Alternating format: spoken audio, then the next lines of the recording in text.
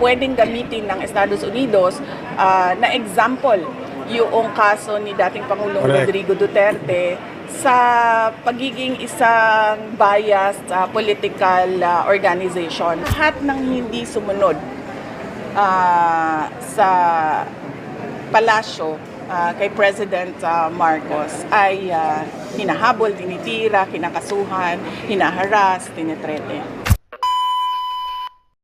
Ang ating pong vlog ngayon ay patungkol po dito sa full interview ni Vice President Inday Sara Duterte doon sa Mindanao, no, sa Davao City, sa ano yan siguro, Kadayawan Festival. In-interview po, in-ambush interview po doon si VP Sara at marami pong mga issues na sinagot ang ating Vice Presidente. Unang-una po ay good news kay Tatay Digong. May good news po si VP Sara patungkol po kay President Duterte at yan po ay ating gawa ng reaction video. Pangalawa nating pag-usapan ay patungkol rin dito na itong si VP Sara, binatikos siya sa pagbisita niya kay Senator Marcoleta, dating Congressman Mike Defensor at I think bumisita rin siya kay Senator Jinggoy Estrada. Binatikos si VP Sara for visiting these PDLs raw. Dinepensahan rin naman ni VP Sara na walang mali doon sa pagbisita niya dito sa mga political prisoners, ika nga. Obvious naman na political prisoner. Si Marcoleta, si Jinggoy at si Mike Defensor, hindi yan makukulong kung hindi lang sila maingay sa flood control. Sila yung mga lumalaban dito sa korupsyon ng ginawa ng administrasyong ito, kaya sila nakulong. Ngayon na binisita ni VP Sara, mali na naman si VP Sara. Mamaya, umiinit na itong ating reaction natin Mamaya i-play natin yan. At nag-trending rin itong issue patungkol dito kay VP Sara na sinagot ni VP Sara, hinamon ni VP Sara itong si Gibo Chiduro. Ito rin si Gibo Chiduro, medyo sablay rin Inahawa na siguro itong si Gibo. Nahawa na itong si Gibo sa kabangagan ni BBM. Nahawa na rin Ito ay usapin patungkol po dito sa China, okay? Na itong si Gibo, sabi niya, meron raw mga malalaking mga officials na sumusuporta sa China. Sabi ni VP Sara, bakit hindi mo pangalanan yan? Pangalanan mo para masagot yung mga problema mo dyan sa mga officials na sumuporta sa China. Itong si Gibo rin sa totoo lang si Gibo, wala siyang strategy dyan patungkol sa China. Puro pasikat lang. Puro yaw-yaw. Si Gibo, wala. Puro lang siya puro istorya patungkol sa China, puro paastig-astig. Wala ka namang kakayahan Pulpul ka. Okay? So yan po ang mga pag-uusapan natin ngayon. Itong vlog na ito ay papanuorin natin. So ang lahat guys, bago natin ito pag-uusapan, help me po muna na i-like at saka i-share itong video natin para guys kakalat ito sa taong bayan. At sa mga first time na nanood dito ay makaparticipate sila. No? Importante na mag-share tayo, like dito sa video na ito. Para naman guys ay mabasa ko yung mga comment ninyo. Okay? At sa mga first time dito sa aking channel kung first time yung nanood dito at nagustuhan nyo ang ating talakayan, yung ating banatan, ay mag-subscribe na rin kayo para updated kayo lagi sa ating mga trending na balita. Ang subscription po ay walang bayad yan. Libre lang yan. Okay? So paldo na kayo dito. I-play natin, no? Ito yung sinabi ko. Maganda itong interview ni VP Sara. No? Very joyful ang ako ang mga pagbisita sa iyaha and sabi niya nung pumunta siya doon sa Hague, very joyful po kasi halos 1 week nang bumisita doon every time pumunta si VP Sara doon sa Hague sa ICC, 1 week siya doon. So every pasok niya doon, joyful ang usapan nila ni Tatay Digong, and that is a good news, meaning to say at least hindi naman nadidepress si Tatay Digong doon sa loob, di ba? Kasi doon sa loob ay meron naman siyang kausap. Alam naman po natin, alternate yan si Baste, si Kong Pulong, tapos si VP Sara naman, at least members of the family nag-alternate na bumisita doon kay Tatay Digong. Okay? And it's a good thing to hear na masaya si Tatay Digong sa loob. Okay? Yan ang update ni VP Sara kay Tatay Digong. he has not lost his sense of humor. Na ay mga health issues gamay pero thankfully addressed by the detention unit. So sinabi niya hindi pa rin maiiwasan na meron pa rin mga health issues si Tatay Digong kasi matanda na si Tatay. Okay? Sa mga edad na ganyan, yung mga 80 years old, 70 to 80 years old, dapat yan binabantayan na yan eh. Kaya nga hindi ko maiintindihan itong ICC na ito. Bakit hindi nila ginagrant ng interim release si Tatay Digong? Flight risk raw. So sa akin naman, akala natin itong mga taga-ICC na ito ay lumalaban kayo sa mga crime against humanity, ang pinag-usapan dito humanity, 'di ba? Hindi ba kayo naaawa diyan kay Tatay Digong? Matanda na 'yan. 'Di ba? That's inhumane. For me in my own opinion, that's inhumane. Matanda ka na. Inakusahan ka pa lang, hindi ka anong tawag diyan? Si Duterte po ay hindi guilty. Hindi siya guilty. Hindi pa siya guilty kasi wala pa mang hustisya. So, bakit ganyan ang trato nyo sa kanya? Kinukulong ninyo, 'di ba? Nanghingi siya ng interim release, ayaw ninyong ibigay, 'di ba? So wala. Talaga halata naman, naniniwala naman tayo na halata itong ICC na ito. Tuta ito ni BBM at ni Trillanes. Yan ang sabi ni BP Sara. At tayo po isang ayon diyan eh. Tuta yan ng mga ICC na yan eh. Matamis niya ang Kadayawan Festival na Vice. Second year na wala siya sa Davao. Yes, sigurado, no. Mamiss niya ang ato ang mga kaigsuunang Davaoenyo, kauban niya sa pagsalmuta sa ato ang Kadayawan. But sa ato ang kinabuhi na ay mga butang na kinahanglan nato buhaton, no. So napoy mga milestones na dili nato maatanan. So hopefully next year or in the coming years maka-attend na siya sa ato ang Kadayawan. Wala! Ano kayang ibig sabihin itong sinabi ni BP Sara? Na baka next year mas maaga pa ay makabisita na si Tatay Digong dyan sa Kadayawan Festival. Alam niyo sa totoo lang, itong Kadayawan, every year, hindi talaga namimiss ni Tatay Digong itong Kadayawan. Talagang pinupuntahan niya ito eh. Binibisita niya ito every year. Naalala ko pa yun. Kahit nga presidente siya, talagang bibisitahin niya dito yan. Na mag-speech yan si Tatay Digong. Pero ngayon, na kinulong ni Bangag Marcos itong si Tatay Digong, 2 taon na hindi nakapunta si Tatay Digong dyan sa Kadayawan Festival. Sarap rin yung mga pagkain dyan. May mga karinderya dyan. Yan ang paborito ni Tatay Digong. Yung mga karinderya na pagkainan ng tunay na lalaki. Yan. Yan ang gusto ni Tatay Digong. Kakain yan ng mga dinuguan. Yan, yung mga balbakua, yung mga kaldereta. Yan ang gusto ng pagkain ni Tatay Digong eh. Paano yan? It is very sad na 2 taon na hindi na siya nakapunta dyan dahil nga sa kabangagan ni BBM, no? Kawawa kasi matanda na si Tatay Digong. Ngayon pa nila ginaganyan, ngayon pa nila binawian ng kaligayahan yung matanda, no? Aminin naman natin, matanda naman si Tatay Digong. But anyway, Tatay Digong, mensahe namin sa iyo dito sa Donmar TV at sa lahat ng mga nagmamahal sa iyo ng taong bayan, there will, as what you said, Tatay Digong, no? There will be time of reckoning, no? Ewan ko na lang kung ano ang magiging karma ni BBM sa ginawa niya sa iyo. I don't want to be to be harsh, pero ako po'y natatakot kay BBM. Ano ang magiging karma na paparating laban sa kanya. Good luck, BBM. Sana walang karmang mangyari sa iyo, pero yung ginawa mo, I know God is watching, no? God is watching. Ewan ko na lang. Kasi hindi sa lahat ng bagay ay nasa itaas tayo. Yan ang lagi kong sinasabi, gulong ng palad. Kasi ang universe po natin, no, ay kung meron kang magandang ginawa sa kapwa mo, no, ay tuloy-tuloy na yan. Magiging maganda yan, yung positive energy. Pero kapag meron kang masamang ginawa sa iyong kapwa, so you are spreading negative energy and there will come a time babalik yan sa iyo. So kung meron kang ginawang magandang ginawa sa kapwa mo, babalik yan maganda. Pero kung meron kang kasamaan na ginawa sa kapwa mo, meron ring masama na darating sa iyo. Ganon lang yan. Ganyan yung energy sa universe natin. No? Kaya dito sa Donmar TV, lagi ko pinapayuhan sa iyo, paggising nyo sa umaga, be positive at tuloy-tuloy na yan. Magiging positive yung buong araw mo. Okay? Vice, naging issue sa kanila yung pagpunta mo sa Quezon City Jail to visit Marcoleta. Ito yung issue patungkol sa pagpunta ni VP Sara, pagbisita niya dito kay Senator Marcoleta, dating Congressman Mike Defensor at ni Senator Jinggoy Estrada. kinulayan na naman nila na masama si VP Sara dahil bumisita siya. Resort and that. Si Jigoy, kumusta yung napag-usapan dito? Wala namang, I don't see anything wrong with visiting Ano ba yan? Yung naghawak sa camera? Di taga-news, magbalita kayo, siguraduhin nyo naman na maganda yung kuha ng camera ninyo. Pag ganun-ganon yung camera na ano na kami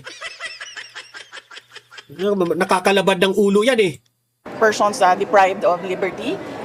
Noong ako ay mayor pa, bumibisita ako dito Ano ba yan? Pag ganun-ganon yung camera? Maa City Jail. Nagdadala kami ng mga regalo at tinatanong namin sila kung ano yung mga pangangailangan nila. Sa amin, sa Office of the Vice Mayor, sa amin, sa Office of the Vice President, meron kaming mga Thanksgiving na ginawa namin sa loob ng mga jails, tulad noong pagbisita namin sa Bacolod City. So wala ako nakikitang masama sa pagbisita sa mga tao tulad ni PRD at iba pang mga nasa loob ng detention na wala akong nakikita na masama sa pagbisita kay Arnie Teves, kay Pastor Kibuloy, as I said, President Duterte, Senator Rodante Marcoleta, Senator Jinggoy Estrada. Kasi binati ko siya nasabi ni VP Sara, walang masama sa pagbisita nito. Okay? Nagpapasalamat nga si Senator Marcoleta, Senator Jinggoy, at itong dating Congressman Mike Defensor na binisita sila. Kasi yung pagbisita na yan ni VP Sara, pangpagana ng loob yan.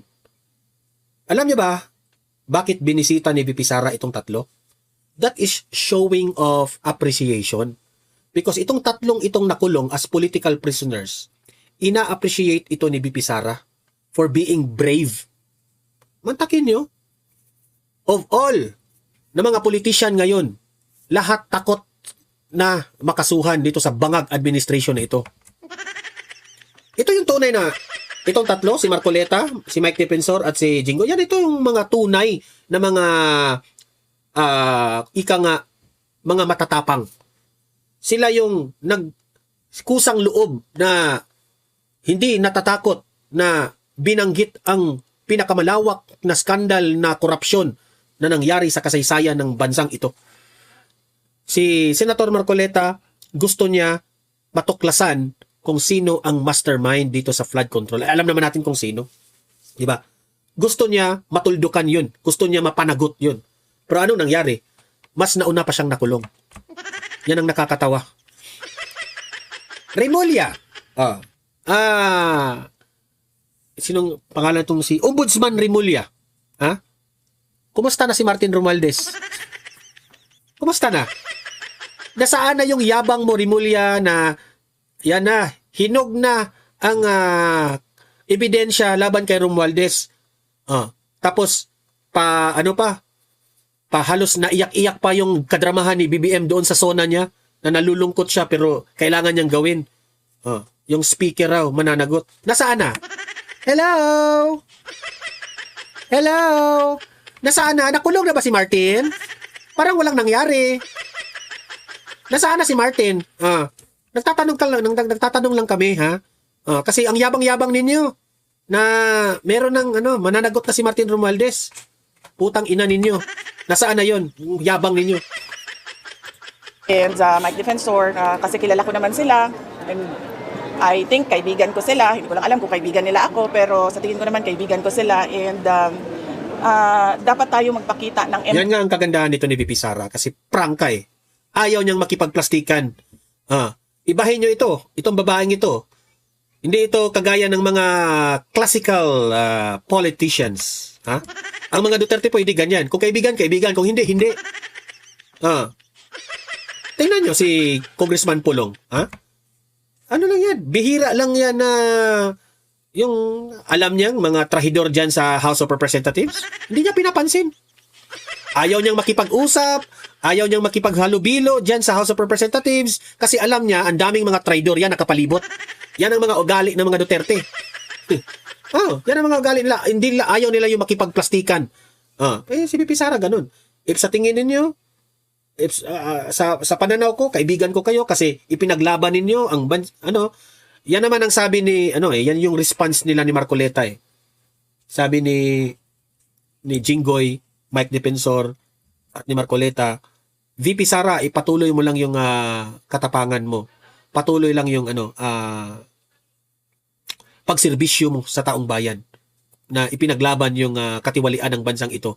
Yun rin, vice versa, yun rin ang advice ni VP Sara sa tatlo. Sabi niya, natutuwa ako na matapang kayo kasi bihira na lang ang mga politiko o mga leaders na ganyan. Kaya patuloy niyong gawin yan, ang tama.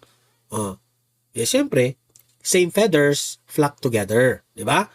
Yung mga may paninindigan, yun ang mga magkakaibigan. Yung mga bangag, yung mga jadik yan, kayo-kayo rin yan. Ha? Yung mga ngiwi. Pati sa mga tao, and sympathy sa mga tao na deprived of liberty. Kasi I can only imagine, no, yung hindi yung physical na prison, but yung hindi ka na malaya na magawa kung ano yung mga normal at ordinaryong ginagawa mo sa buhay. So, let's give sympathy and empathy sa mga PDLs. Ano yung napag-usapan niyo, VP? Pinayuhan niyo kasi. Wala ko ginuo ko ako pa'y mupayo kay Senator. Ang sinabi ko lang sa kanila doon ay kung ano yung para sa bayan, yun ang gawin ninyo. Diba? Yun ang message ko sa kanila sa loob. Sabi ko, magpakatatak. Para sa akin rin, no? Dapat lahat ng mga politicians ngayon sa Pilipinas, yan ang pakikinggan ninyo. Si VP Sara. Alam mo nyo ba kung bakit mahal ng taong bayan itong si VP Sara? Diyan sa ganyan nilang style. Kung ano yung tama, gawin ninyo. Ang problema ng mga politicians ngayon, kung saan yung nakaka-benefit sila, sasabayan nila. Yes, maraming mga politicians dyan na instead na ang kanilang prinsipyo, ang kanilang ipoproject, hindi na nila ipoproject yan. Nahihiya sila. Kasi takot sila sa kapwa nila colleagues. Baka, di ba? Ganyan Mas pipiliin mo yung kapartido nyo di ba? Meron kang kapartido nyo, parang kaibigan mo sa politika, gumagawa ng kabalastugan, gumagawa ng korupsyon, pero hindi mo na lang pinapansin kasi kaibigan mo. Meron ganyan. So wala kang prinsipyo. Kasi kung may prinsipyo ka, alam mong may ginagawang masama yung tao, kahit kapartido mo, kayo yung kakampi sa kapartido mo sa politika, dapat, sitahin mo. Yan ngayon ang nangyari sa Administrasyong Marcos. Lahat gumagawa ng korupsyon. Sasabihin ng ibang politicians, sila nga gumagawa ng korupsyon. Kami rin, gagawa rin kami. Di rin kami magpatatalo. Di ba? Yan ang problema. Ang kawawa, taong bayan. Yan ang problema. At kung ano yung para sa bayan, yun ang gawin ninyo. Kung ano yung nasa tama, kung ano yung para sa bayan, yun ang gawin ninyo. Sana kayong mga pulpul na mga politiko at mga bangag na mga politicians, ganyan sana ang utak ninyo para magugustuhan kayo ng taong bayan. Kung ano yung tama, ano yung para sa taong bayan, yun ang gawin ninyo. Di ba? Ang problema ninyo, kapag nakaupo na kayo, pagkatapos ng eleksyon, ang siniserbisyuhan ninyo, yung mga kapwa kaalyado nyo sa politika. Napabayaan nyo na yung taong bayan. Mga gago kayo May statement sa Secretary Gibo na mag-resign na lang daw. Ito naman yung issue kay Gibo Chodoro na dapat pangalanan mo yan, Gibo. Nagtatanggol sa China with regards to West Philippine Sea. Ano yung reaction mo? Yung mga government officials na nagtatanggol daw sa China. Kung West Philippine Sea, mag-resign na lang daw. Sabi ni Gibo mayabang rin itong si Gibo kayong mga government officials na nagtatanggol ng China, mag-resign kayo. Sino ang pinatungtungkulan mo, Gibo? Sabihin mo yung pangalan. Si VP Sara? Si VP Sara ba? Sabihin mo. Kalalaki mong tao, hindi mo masabi yung pangalan? Di ba? Sabihin mo.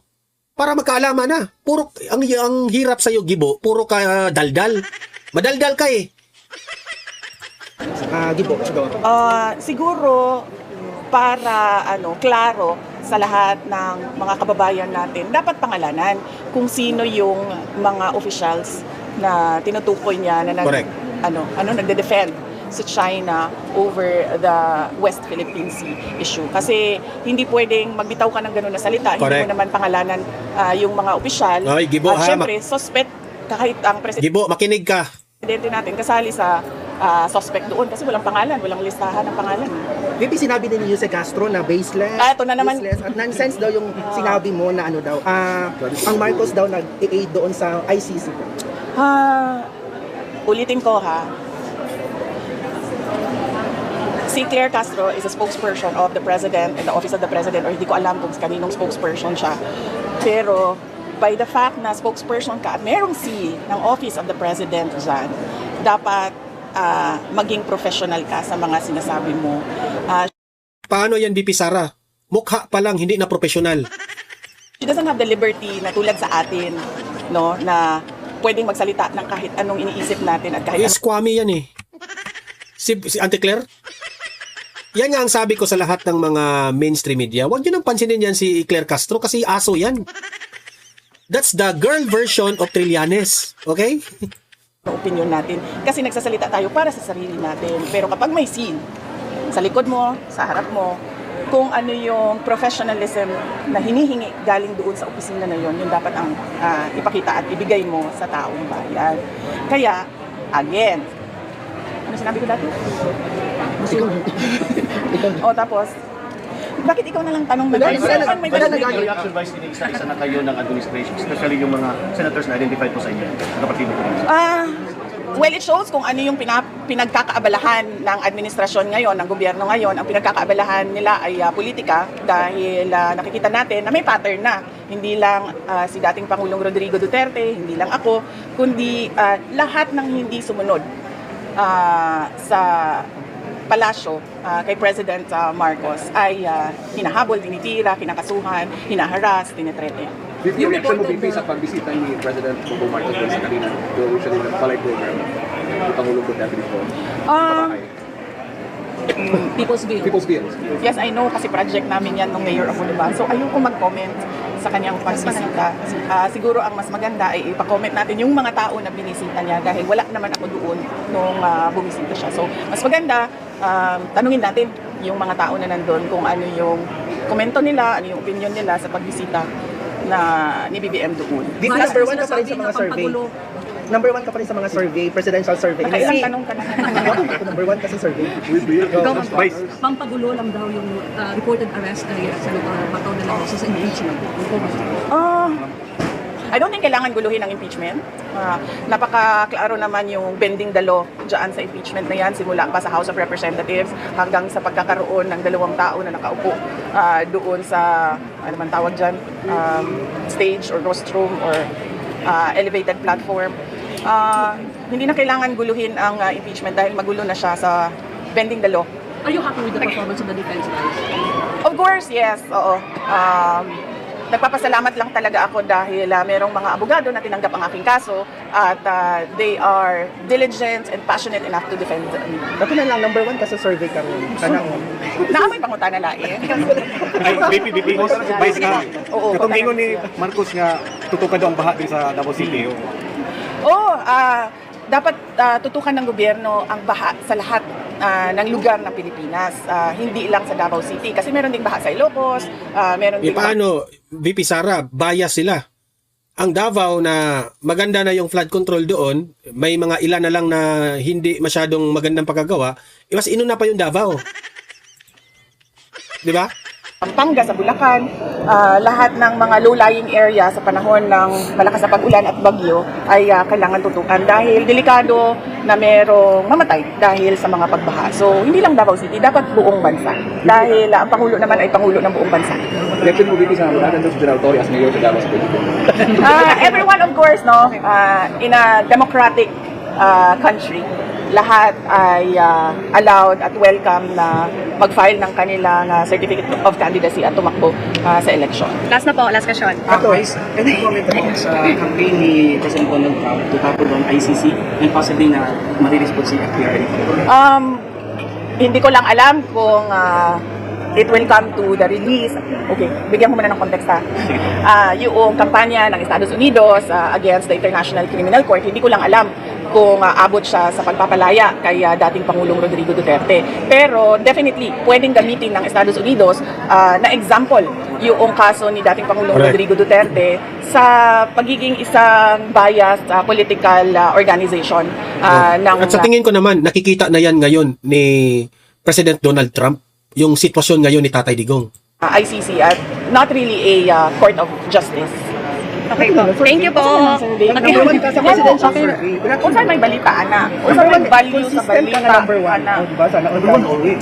Survey lang Consistent talaga, kay- VP. Survey, Lagi, ilan sila nga? sa Survey naman, lang gano'n. Dani, survey na Dani na, pati ako. Kung sa iyong reaction. Hindi ako makakomment sa mga surveys dahil hindi ko naman alam kung paano siya ginawa, saan siya ginawa, at sino ang nagpagawa sa kanya. Pero sa akin, sa lahat ng survey simula noong 2022, ay lagi ang aking pagpapasalamat sa taong bayan dahil patuloy yung kanilang pagtitiwala at suporta sa akin, sa aking mga kasamahan at sa tanggapan ng pangalawang Pangulo. Kahit na medyo hirap yung aming organisasyon dahil sa politika, sa paninira, at sa pagpapahirap sa amin para gawin namin yung trabaho namin. Kaya it's always a message of gratitude every time survey comes out, whether or not number one ako o hindi. Thank you. Okay po. Thank you po. Tapos na ang pangalan mo, pangalan mo. Ready na daw sa NBI-VP ang mag-pinag director natin sa Oh yes, nadunggan na mo na nga dunay giandam na mga pag-file og kaso, and dili naman siguro nakatingaladan sa nakita nato no sa mga kadaghan-daghan na gi-file nila og kaso sa, as I said, mga tao nga dili musunod kay BBM, og nag-andam na pud ang mga abogado pag-abot sa panahon na doon na kaso nga bagong kaso nga i-file. Thank you po. Abi sure, ako lang kuha kay para di mo magkagugot. Okay na na, kuha ka na. Yun yung full interview ni VP Sara doon, no? At least nasagot yung mga issues. Ako nga'y, hopefully, no? Yung patungkol rin kay President Donald Trump, na mapansin ni Donald Trump yung sitwasyon ni Tatay Digong. Yun ang pinag-pray natin. So, ayan guys, narinig ninyo ha. Paki-comment na lang sa inyong opinion, no? Babasahin natin yan sa comment section.